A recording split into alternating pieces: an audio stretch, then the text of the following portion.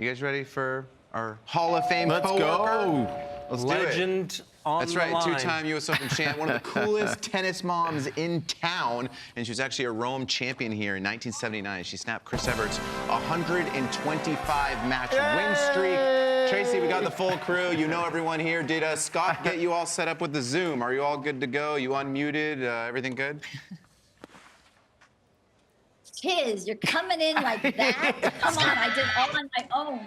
It's independent. Tracy, thanks for joining us. We know you had a big wedding over the weekend. How's the voice? How's the body? How you feeling? I am feeling on a high. I feel like I just won a major title. There's so much planning for 3 months, getting the band all the way down to the napkin color and the timing of it all. And it all went actually better than I thought, which is phenomenal. And just to look at Dylan and McKenna, my oldest son, I'm gonna cry again. For 12 years they dated. 12 years, guys, that's a long time. 12 years. Wow. And to see them, 4 feet away, looking at each other's eyes and knowing that they're just the best couple. It was absolutely fun with friends and family and all the love. Saturday night, dancing till 2:30 a.m. It was just the best with family, and it was phenomenal. What's your dance move? What's your typical dance move? You have a name for it? What are you doing? Are you doing the Running Man? We've seen it here. I do not have a typical dance move. I just boogie, baby. Let's just go. We're boogieing, we're having fun, dancing with everybody. And it was just, the bridesmaids and the groomsmen. Some guy who was from Dylan's friend, who I hadn't seen on the dance floor, all of a sudden he must have come out of a rock at 1 o'clock. He's the best dancer I've ever seen. And I was like, whoa, what have you been waiting for, guy? And he was just body parts flowing everywhere, kept everybody going for another hour and a half. Wow. Well, Tracy, first of all, happy belated Mother's Day. You're one of the coolest moms out there, not just a great champion, but such a great mom to your kids. But obviously it's Rome this week, and you won it back in 1979, obviously stopped an incredible streak by Chris Evert. What do you remember back from 1979? Well, first of all, anytime that you wake up in the morning, you're going to play Chris Evert, you know that it's going to be a long day. It's going to be grueling. She didn't miss. It was going to be, points that were going to be 7, 8, 9 shots. We were playing with a wood racket at the time, so there wasn't as much power as they have now. You're going to use 3, 4, 5 shots to try to outmaneuver each other. Wow, and guys, remember, she had not lost for about 6 years on clay on this surface. She grew up in Florida on clay sliding. I grew up on hard courts in California, on the hard courts where you got that nice traction. 125 consecutive matches Chrissy had won over the 6 years. So I was 16. I think that was helpful that I was just young and naive and let's take it on. But I don't know. I haven't looked it up. I'm sure the match was over 3 hours of grinding tennis. I read this morning that I was down 4-1 in the third. I think it was 4-2 because that article actually had about 17 things wrong in it. So I think I was down 4-2 in the third. And I thought of my older brother, Jeff, who had just been training with me every single day and how much effort he had put into it. And I don't know. I mean, it's funny what the inspiration comes from in matches. If people were truthful, if players were truthful, like what inspired you? What changed it? I'm looking at Peyton Stearns, and she has a new coach, and her coach left her. I don't know where I'm going, how I brought that in, but I thought about that this morning, how maybe that little extra fire from Peyton is really, motivating her. But it was my brother that I thought of at 4-2, and I just kind of wanted to do it for him, and won 7-6 in the third. Wasn't nervous at all as far as I just had a really good ability of playing next point tennis. Now if I had to play for 7-6 in the third against Chrissy, I wouldn't be able to walk. I'd be so nervous.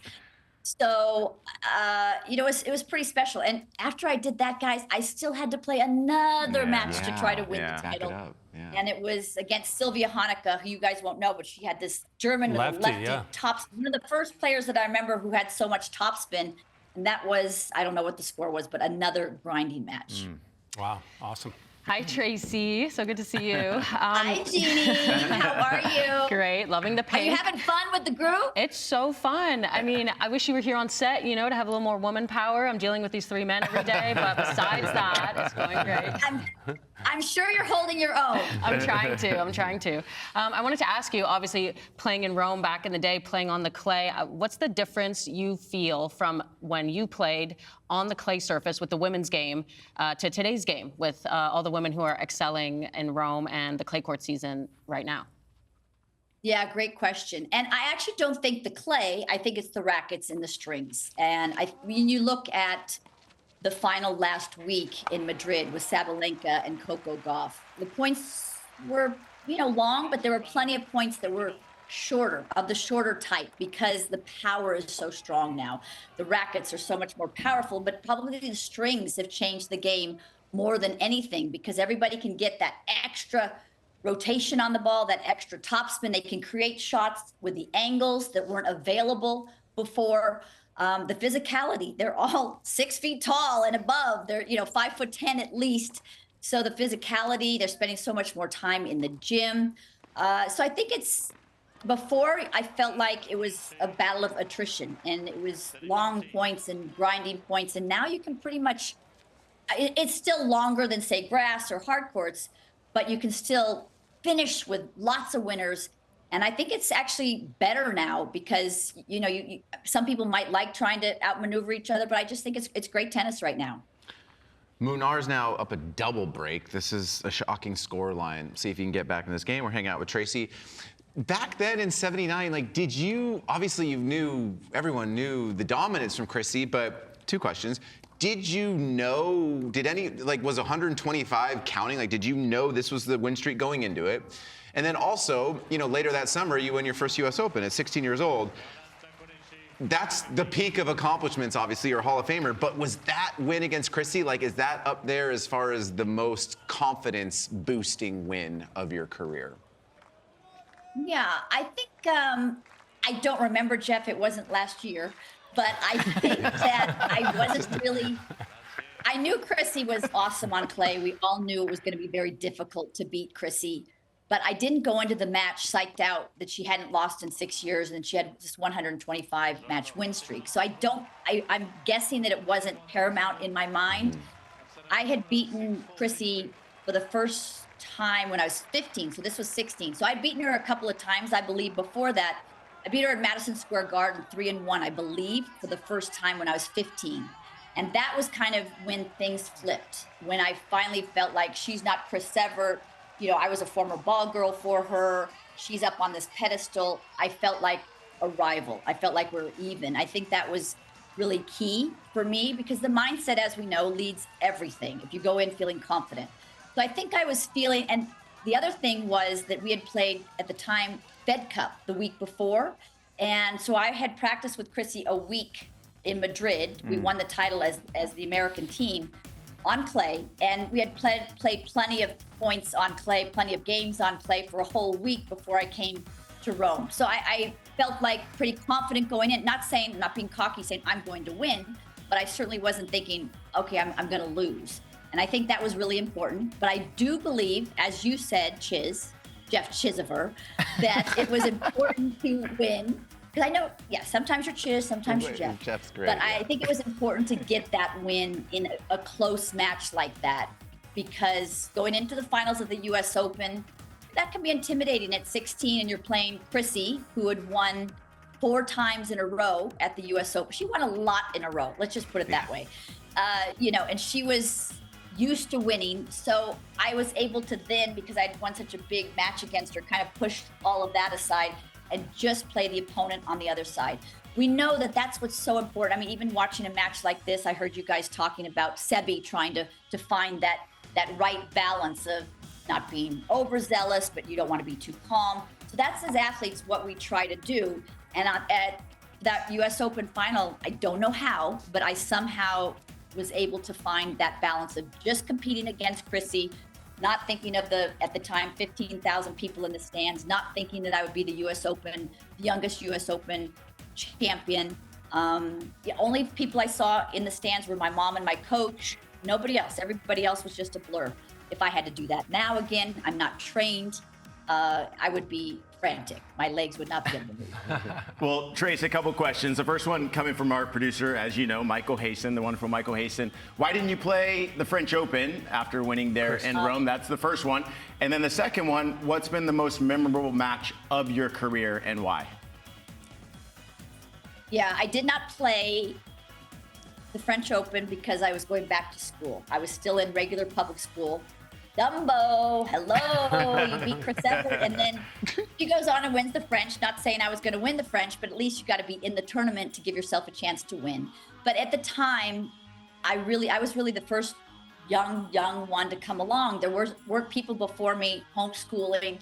I thought, wow, that's going to be really weird. I'm not going to have any part of my life that has that type of balance where I'm with kids my age. You know, I'm Saturday and Sunday with Chris and Martina, shooting commercials at the Plaza Hotel. Everything was all so adult-like.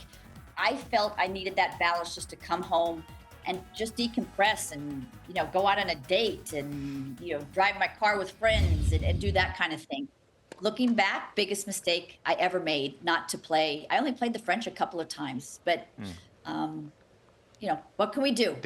Even when I was number 1 in the world at 17, I didn't play the French. So that's probably my biggest regret, is not even putting myself in the race. And so what's been the most memorable match of your career and why? I think it would be beating Christy in the finals when I was 16, because I think I always dreamed of winning a major. And I always say you're either a major champion or you're not. That's life-changing. It really is, because then from now on, you're introduced as a U.S. Open champion. You're beating Chrissy after she had won it so many times in a row. That's probably that. And when I played tennis at 3 years old, those are the only 2 pictures I have in my office, because that was the life-changing moment for me. Tracy, I have an interesting question for you. Obviously, you're a legend. Your son, Brandon, plays. We were just watching Sebi Korda. Of course, Peter Korda didn't have the career that you had, but he was number 2 in the world. He was a Grand Slam champion. We also see Leo Borg trying to follow up in the footsteps of Bjorn. Maybe just tell the viewers the challenge of being someone like yourself, a legendary mom. You're a mom first, but you're also the mom of Brandon Holt, he's knocking on the door of the top 100. Yeah, that's such an interesting question, Mark, because we have 3 boys. And, you know, I had to learn with the first one. I actually told this in my speech because Dylan was 10 years old. He's the oldest. And he was playing a local tournament, but he was in the semis on a Saturday. And going there, he told Scott and I, he says, so let me get this straight. So if I win today on Saturday, I have to come back and play on Sunday. So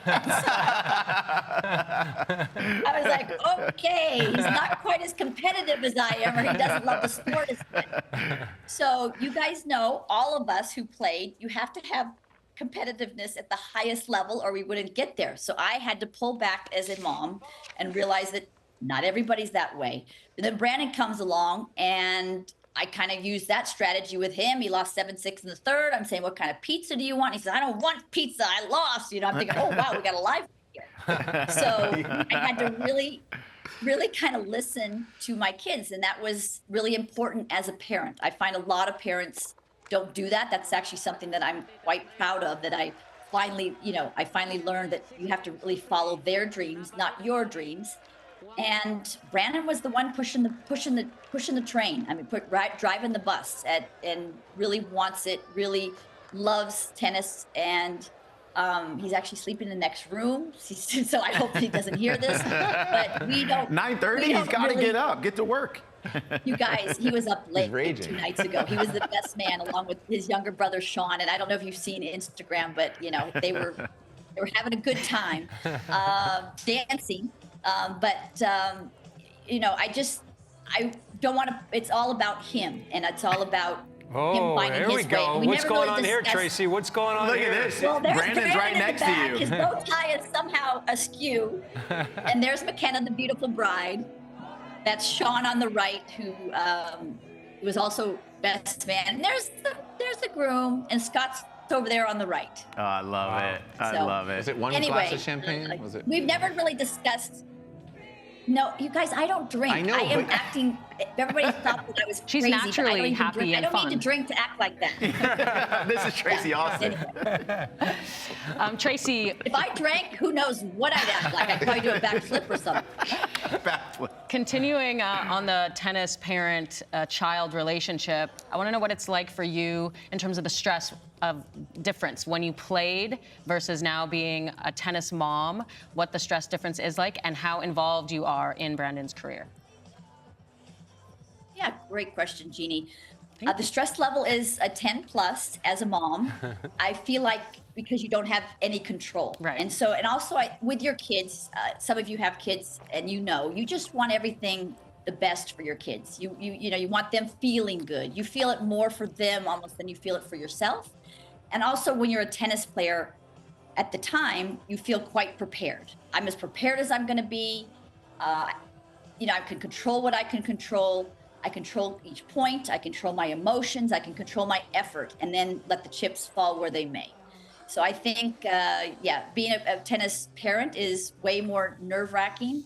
And as far as how much I'm involved, Brandon has a coach, but once in a while, don't tell anybody. I sometimes don't listen, Brandon. Sometimes tell the coach. Do my little research the night before. In fact, Nick called me about a month ago and said, my player's playing one that Brandon played last week. Do you have any notes on him? And I'm like, right here. Here they are, Nick. She had him. So that's probably the extent of it. But once in a while, maybe call the coach or text the coach about things that he can work on. But it's much healthier for our relationship that I'm just mom and not as involved. So not to Brandon directly, you like to go through the coach. Absolutely. To Brandon, I'm just mom. How can I help you?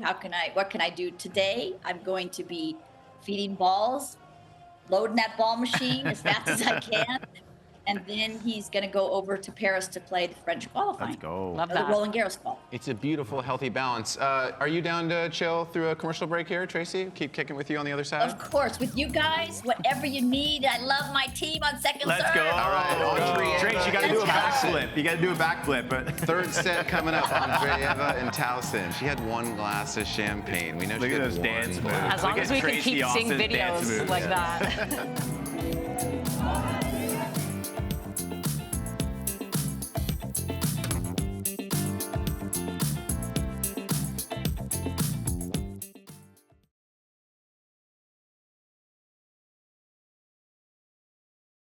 Turn into a cold brew guy. This is I have to good. get a tux. Cold brew. Yeah. Yeah, I'm in a groomsman at a wedding this summer, and I don't have a tux. But Tracy was telling me how, I'm gonna rent one. There's no need to buy one. Are you you upset can about rent it? You sound like upset about it, or I don't want to get a tux. Yeah, I'd rather just wear a suit. Yeah, I don't know. Jeff, Was it black tie? Was the wedding black tie, Trace? Yes, just for the groomsmen. Okay, just for the groomsman. Got it. But Jeff, it's not that hard. You go get your measurements, they send it to Yeah. you in the mail, and you're ready to go. Yeah, no, you're right. I I think think there's you can manage it. he's making it more difficult than it is. no. You're a No, groomsman. I am. No, I've been told it's black tie. I am getting a tux. I was just, I'm glad to be reminded Yeah, just that, complaining about that it. there's He's always. just He's complaining. just complaining about it. This is, I'm glad I gotta get a tux. And Chiz, What? What was that? It's like the Chiz? soundboard. we're not on air now, right? No. No, we're not on air. Hey, Chiz, that's your last complaint you're allowed for a wedding. As a There you groomsman, it's go. all positive. Of course. It's how you can help to get the wedding not course. organized. He says but of course, but he's like, authentic. I want a suit. Oh no! Yeah. Just, Totally. Thank you. You know what would be ideal is if, for instance, I don't have a black suit right now. I have a charcoal gray and a blue. If he was like, hey, we're gonna do black suits, that would be like, oh, cool. You know what? I don't have a black suit. So it's cool. It forces me to kind of add. Anyway. Excuse me, Chiz. I gotta get this in. Chiz, Yeah. that day's not about you, bug guy. I know. It's about the groom. You're right. I'm just making convo. Yeah. Oh, Chiz, I have so much to teach you. no, it's great. All right, here we go. I believe we're back. We're on Pietrangeli. Third set here with Towson and Andreeva. Remember, Towson just beat Navarro, and Andreeva 7-3 since that massive win streak when she won Dubai and Indian Wells back-to-back. I had questions for Tracy, but now that we have her here and we can watch tennis, let's get some big picture thoughts from Tracy. Remember, you did TC Live last time, and we posed the question: more confident, Iga getting to the final of Roland Garros, and is Djokovic getting the second week? You chose Iga making the Roland Garros final. Not to say that they both can't happen, but now since we saw Iga go down to Danielle Collins, and Collins was great, are you changing your tone on that one? And what's your overall panic meter on Iga right now? Are you sure that that's the one that I chose? Michael Hastings, is that the one I chose? He wasn't on I that thought I challenge. You chose- better be right. I guess I'm not sure, but why don't you just take it away? I don't know. What do you think? That's the one I chose, though. So Yeah. it made me feel happy to hear Yeah. Tracy chose that as well, Yeah. if she did. I did not choose that. Yeah, I don't. I know. It's interesting. I think that Iga is in a difficult place right now. The serve isn't as formidable as it was before. The forehand other years was one of the biggest weapons, particularly on clay, with the way that she hits it with so much spin and it gets up out of the strike zone, or the spin can take her opponents off the court with the angle. The forehand, even on clay, has been a little bit fragile. I think it was alarm bells went off when she lost to Coco Gauff in Madrid, 6-1, 6-1. Maddie, she had lost as well a 6-love set. She went on to win that match, but that's when I think people started to realize that Iga is maybe in a different place right now. Sometimes she's playing and she's looking anxious. And before, we all know, won 4 Roland Garros titles. On clay, this was her season. This was her time to shine. It was so tough to beat her. That backhand down the line was amazing, backhand cross, but particularly the way that she's able to finish points with that backhand down the line. There was just an assuredness about her with the way that she was offensive with her ground strokes, but also the defensive ability. One of the fastest players on tour, I think, along with Coco, and her ability to slide. I don't know. I think that's tough. Also, now that she's got this other loss as well, and in straight sets, I think the aura starts to fade a bit, and other players are now thinking there's a possibility. She's in a difficult place, and it's hard to watch her. It's a little alarming to watch these losses for Iga on clay. Tracy, we just saw the Bet MGM odds to win RG, and Mira Andreeva was third at plus 400. Do you think that that's right? She's behind Swiatek and Sabalenka. So number one, what do you think about the odds? And then what about her game? What do you like about Mira Andreeva's game? And what do you think Conchita Martinez has brought to the table? I like Coco Gauff, first of all, in there as well. I think Coco has really changed the dynamic and the conversation since Madrid. But Mira Andreeva, I am so impressed with. I am, buy that stock without a doubt. I think having someone like a Conchita Martinez, who was former world number 2, former Wimbledon champion, and actually a prodigy herself. She had so much success as a teenager. When somebody is on your team that's already been through the process and understands the media and understands the expectations and understands the transition from going to a top 30 player up to top 15, top 10, they themselves have been there. It's such an advantage, such an asset for Mira to have that. And then not only that, but Conchi is very calm on court. She's a great tactician, so she can see where Mira's game needed some shoring up. Not because it wasn't great, it was just because she was, young, and she is really improved. I talked to Conchi about a couple months ago, and she said she felt like Mira needed to get stronger in the legs in the off season so that she could push more, she could be more powerful outside the, recovering the shots out of the corners. And she's done that beautifully. Mira is just a more offensive player, particularly on that forehand side. The backhand is always incredible. She's also added some variety. The backhand slice, the backhand drop shot is an asset. So even the volleys are better. The mindset, I'm a fan, a big, big fan. And when you think that she's just turned 18 a couple of weeks ago, there's still I don't think she's close to her ceiling.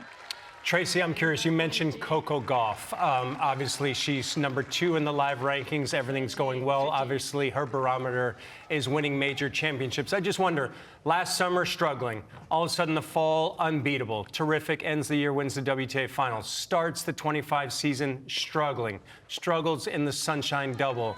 Now, all of a sudden, has momentum again on the clay. What are your thoughts on Coco Gauff? I think it's all comes down to the forehand. I think that's the tipping point shot. When she is backing up on her forehand, and your racket head has to be squared up at contact. When she's backing up, it kind of opens it, and it's hard to manipulate with your hand. And it's just a more defensive position that you're in. Once in a while, looping that ball, and she has natural shape on her shot anyway.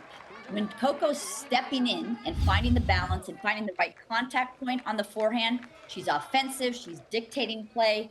Her forehand down the lines, so often she'll go cross court with the forehand because that's easier, more court to hit into. It's just more comfortable.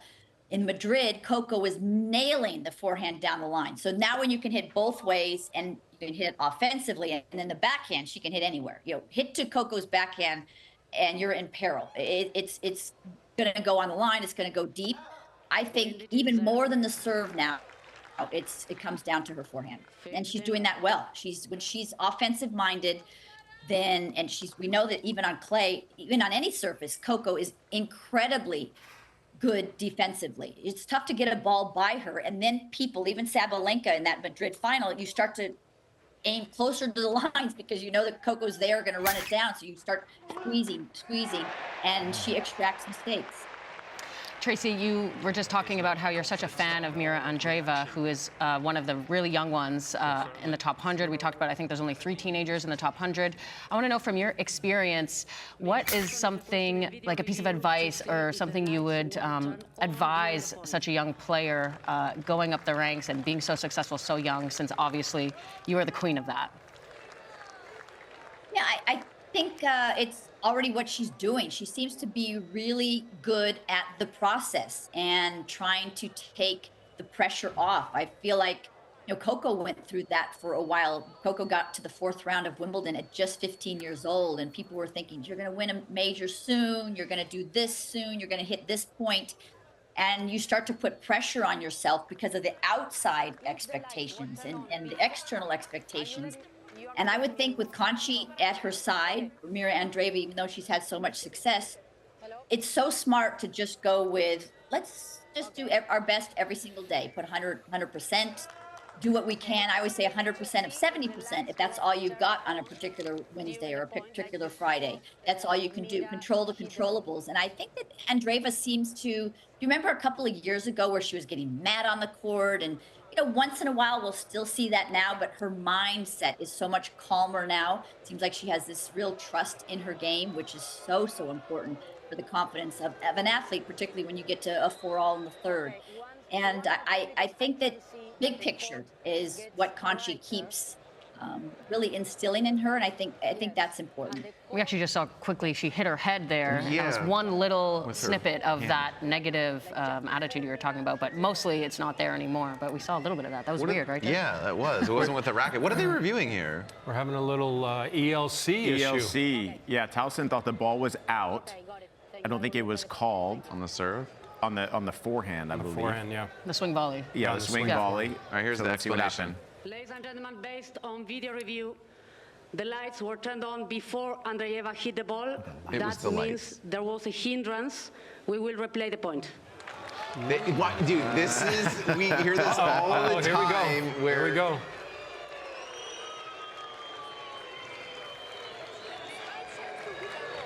The lights were She's upset. but it was That we have to replay this point because you think she would have had a chance to hit this. I can tell you something if you let me talk. What can you tell me? So the lights were turned on before you hit the ball. It was before you hit the ball. Yeah, and She was, when you were hitting the ball, she was already asking me about the lights.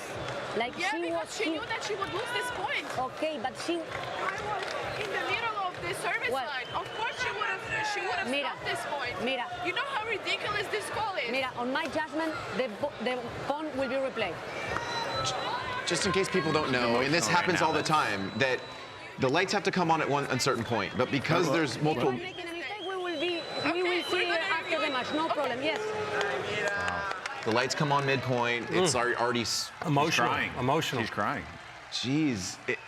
This is tough. There's some tension in this match. But it's All right, guys, what's the score now? She's up a One, break. it's one all in the third, One all. really early on. One all third. But for the emotions, it's like a lot of people already know this rule, and I get that she thinks she's going to win the point, but it's not like her opponent was doing something shady. We already know that's the rule, and the lights come on. I don't know how you fix this because there's all these different matches going on. You can't like wait to see when there's a break in all the action and turn the lights on. But Why can't they turn the lights on individually for each court?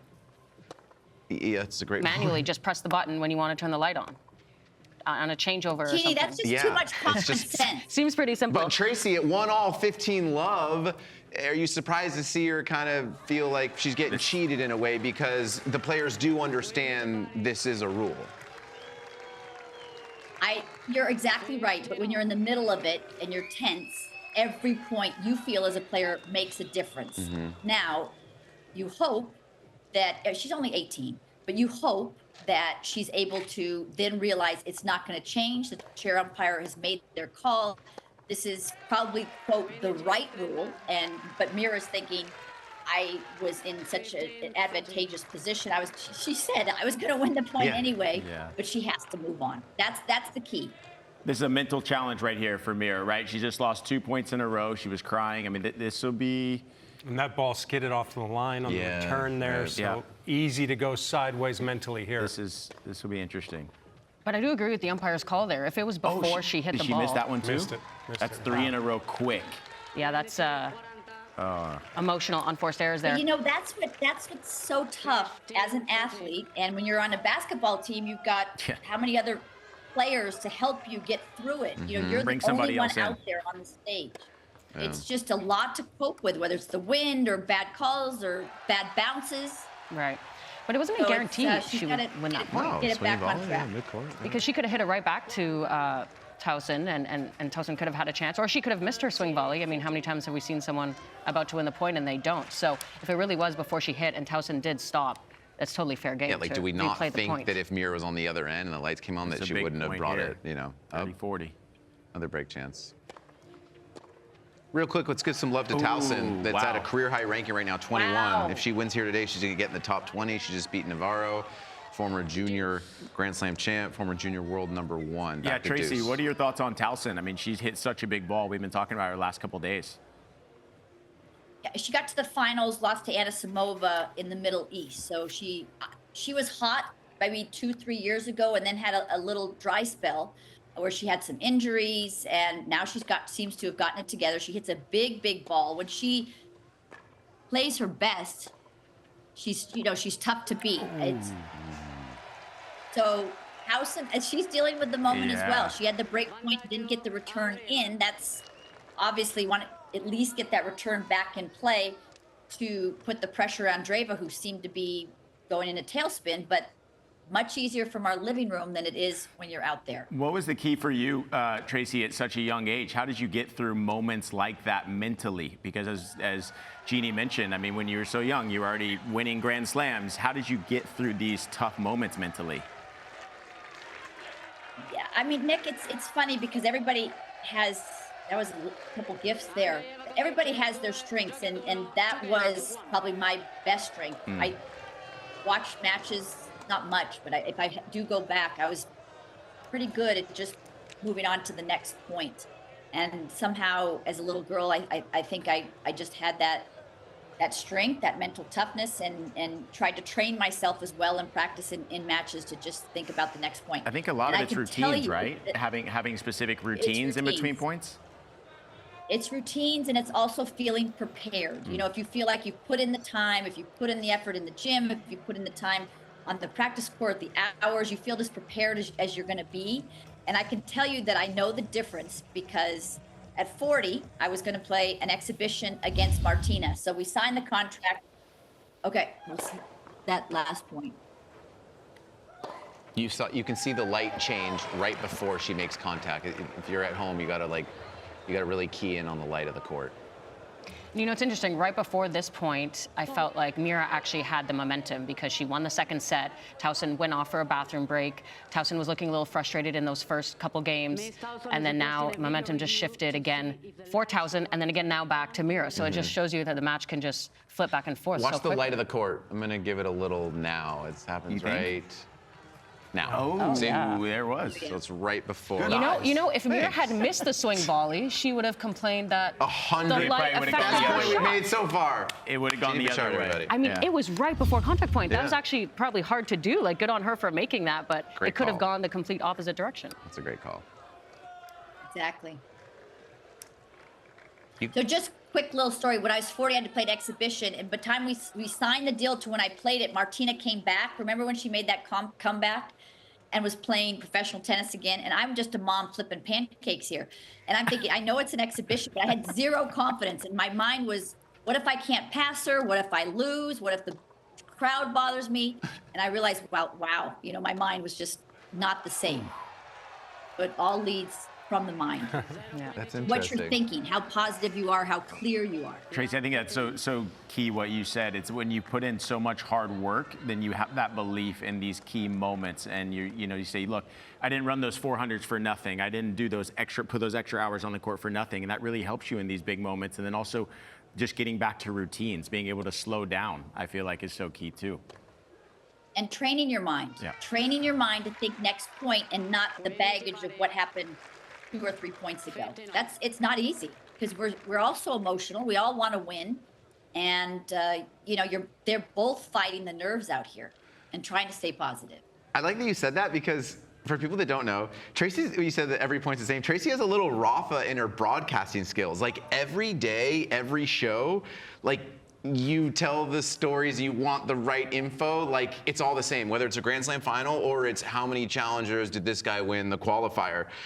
How do you stay so dialed? Like, is it a fear of not knowing? Like, obviously you have a love for the sport, but there's some intensity in the Tracy pregame before the show. She wants it all right. She got the glasses on. She got all the pen and paper. I love it.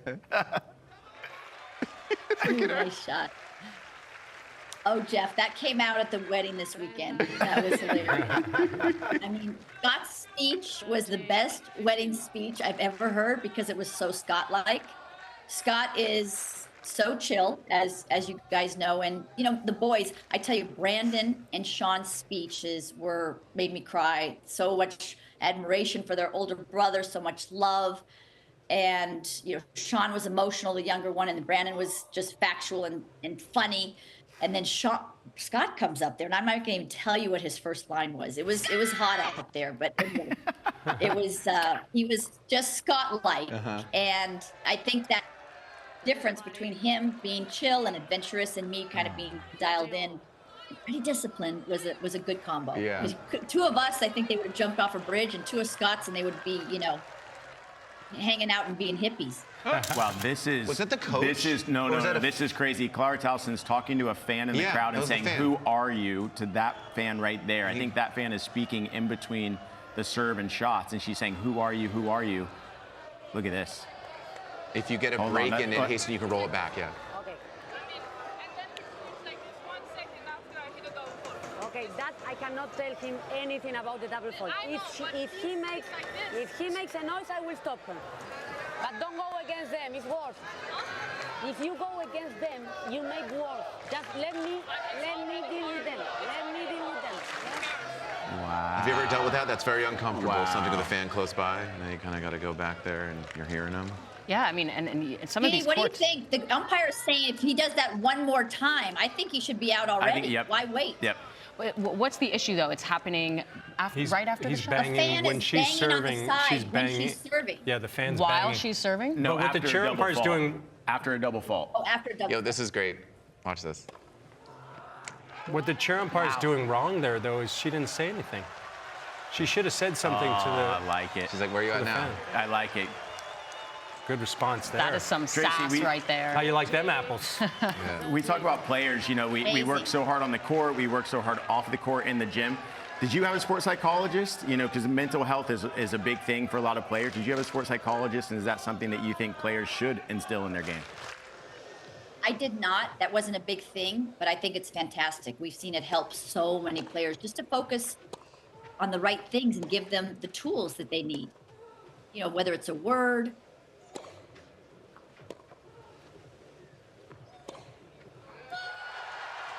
This is Getting getting good. This is the anti-Colin This is Svitolina match. dramatic. And then we got the nude statues around the court. This is awesome. As soon as This is a historic court. As soon as Mira hit that winner, I saw other fans behind her banging on the wall. But if it's after the point, aren't they just cheering? Like, what's so wrong with that? Don't we want, fans into the match? And if it's not Yeah. hindering the point, aren't fans allowed to do whatever they want between points? Yeah, I think It might unless be what he's saying. yeah. It might be taunting him. Okay. I'm not sure. I think Towson was implying that it was during her service motion that kind of threw her off. But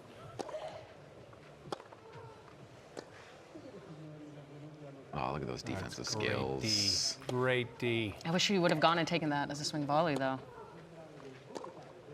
The lights might have turned off. Tracy. Wow, this is getting I'm chippy. kidding. This is getting chippy. We like Chippy. We like that. The guy, look, the guy's hanging over the side. Look, I love a rowdy Yeah. crowd. I mean, The even if fans they're are into all it. against me, Yeah. I find it fun. It creates Yeah. such a good atmosphere. I think, tennis needs that passion from the fans. I think it makes a better fan experience overall, closer to what a soccer match would be. So I'm all for rowdy fans. Sometimes looking for something to motivate you. Arthur Fees talked about how when Tsitsipas hit him with the backhand yesterday, and he said that motivated him even more to get the win, right? I think Towson could use this as fuel to the fire to say, you know what, I'm going to win this match because of you and her and everyone else. So looking for other ways to motivate. 100%, Nick. Yeah, don't wake up that sleeping tiger even more. Yeah. 100%. Exactly. Anger is a motivating emotion. Oh, she's such she's so good at anticipating moving. This is their third meeting. We have yet to say that this year, third meeting this year. So in Indian Wells, Andreeva won 6-3, 6-0, and then in Dubai, Andreeva won 7-6, 6-1. This is the first time Towson's even taken a set. I don't know about that redrop, if that was a redrop. It was a little deep back from Towson. I think she could have gotten up there faster and tried to nail it in the corner. But Tracy, don't we see that often on clay, right? It's the awkward shot. It was the awkward return from Andreeva, and Towson kind of panicked, as you mentioned. Those are the shots on But as clay. soon as Andreeva's like this, Yeah. you know it might be short. You should be hustling. Trouble. Oh, Trouble. oh. Trouble. Wow. Came in too soon. Trouble. When you say that, a lot of people don't. I've heard a lot of people say, I don't understand why Andreeva is so good. It's hard to see on TV. That was kind of because she's just good with the target. She's clutch, she's accurate, and she's kind of like Moves well. Yeah, Terrific moves well. athlete. She anticipates. Yes. Right? She anticipated that extremely well. As Tracy said. Also plays the right shot. Yeah. She has such a high tennis IQ. She doesn't overplay at sometimes, and then when she's aggressive, Conchi talked about ball down the middle, then you go for it. She knows when to be aggressive, when to be defensive, and a lot of people get that mixed up.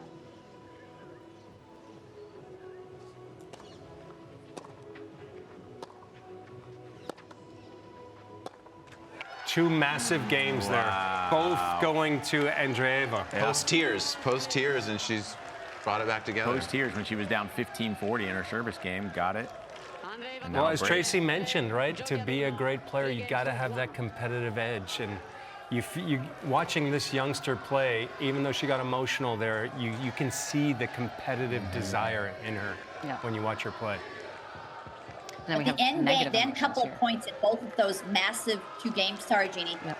Was Towson making mistakes and Andreeva doing just what she needed to do.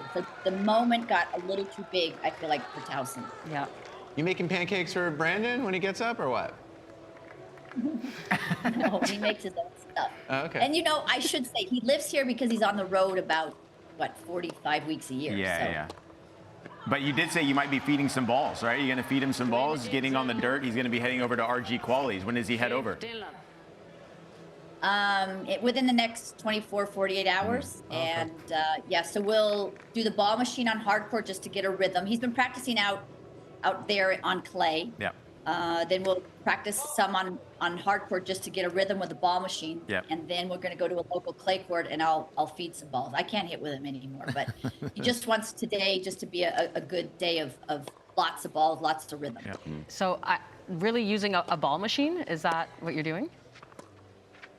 We're going to use a ball machine first. I love that. Because he likes to just hit ball after ball after ball, same place, and thousands of balls. And it's interesting because during COVID we started doing that, and I wish we had done that more. Because Jeannie, you worked with Robert Lansdorp. I mean, Yeah. Robert Lansdorp was like a ball machine. I mean, he feeds And like a we ball got used machine, to so you Yeah. don't need one because he's so He's like a ball precise and Ball relentless. machine doesn't miss. Exactly, he's a human ball machine. But I feel like there's not that many professional players that use a ball machine at all. Andre Agassi grew up with a ball machine, and that's because he didn't have any people to play with in Vegas. Yeah. And so his dad would just turn it on and go for hours, and I think that's one of the reasons why Andre's just so accurate. Old school, I love it. The errors piling up Wow. for Yeah. Towson. Breaking a hold. Before we say goodbye to Tracy, we got another fun little video. I think this is in Philadelphia. Take us through this, Trace. A little Rocky moment for you. That was the weekend before the wedding, and was there with the Bryans for an event, little gig. And I said, hey guys, let's go visit Rocky. I said, why don't we run up the steps? And then we had a friend of ours film it. So much fun. How many times did you guys run up and down? Hopefully not just that once, right? You guys just kept going back and forth? What's like stadiums? Our friend Jeremy filmed it, and we said, Jeremy, you got this one time to do it. No pressure, bud, but you got to get it right. Don't because mess I'm not it up. doing it twice. Don't mess it up. Tracy, I speak for the entire network, and we say we're lucky to have you here as a coworker, and we're lucky that you're taking time out of your day on a Monday to hang with us and give us the insight. Glad you had fun at the wedding. Thanks, we love guys. Trace, you're the Thanks, best. Tracy. Thank you. We love you too. Great to to see see you. you, Have fun. Tracy. Trace, you're the best. Thank See you. soon. Oh, yeah. Woo!